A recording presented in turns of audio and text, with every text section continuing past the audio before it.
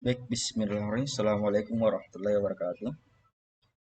Perkenalkan, nama saya Fadil, mutawakil Sambrut dengan NIM 20029552014 dari kelas P3G angkatan 2020. Baik, di sini saya akan menjelaskan tugas dari presentasi evaluasi pembelajaran.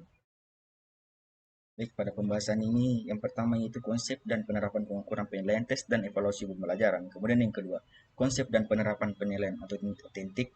Kemudian yang ketiga, pengembangan dan pengolahan hasil tes hasil belajar. Kemudian yang terakhir, pelaksanaan program tindak lanjut.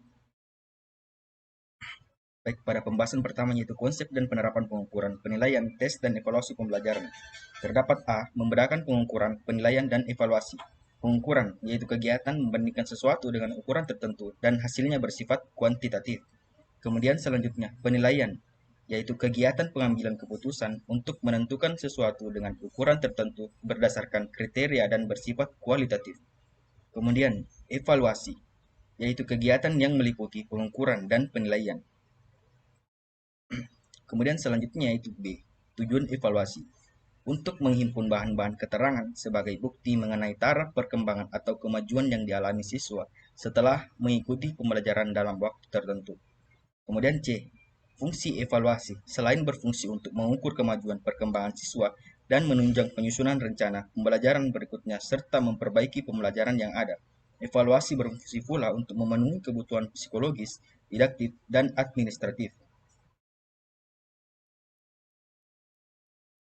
Kemudian, pada pembahasan selanjutnya itu konsep dan penerapan penilaian autentik. Pada bagian A, pengertian penilaian autentik.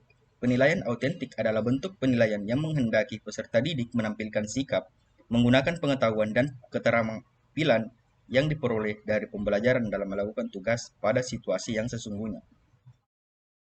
Kemudian selanjutnya itu macam-macam penilaian autentik. Yang pertama itu teknik dan instrumen yang digunakan untuk penilaian kompetensi sikap.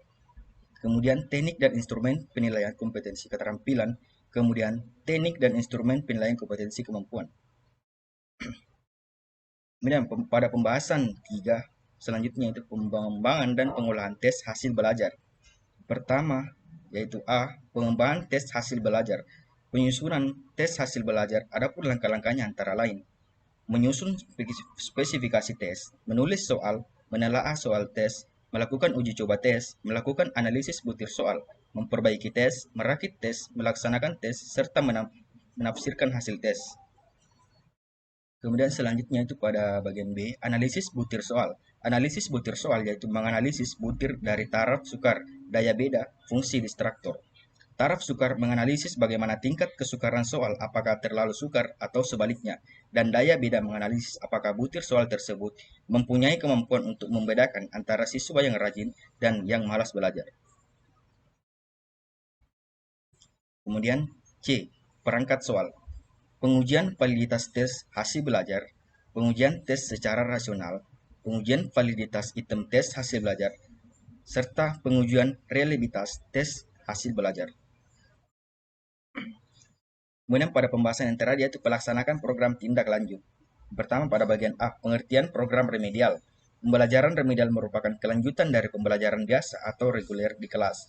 Dan peserta didik yang masuk dalam kelompok ini adalah peserta didik yang belum tuntas belajar karena teridentifikasi mengalami kesulitan belajar. Kesulitan belajar yang dialami peserta didik berbeda tingkatannya. Ada tingkat tinggi, sedang, dan rendah.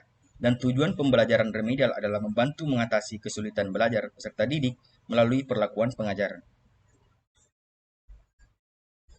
Kemudian pada bagian B, prinsip-prinsip program remedial.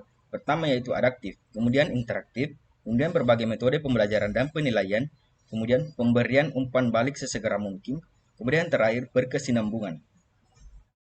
Baik, mungkin cukup sekian. Itu presentasi yang telah saya bawakan. Lebih dan kurangnya mohon dimaafkan. Minallahil musta'an wal iqlan. Assalamualaikum warahmatullahi wabarakatuh.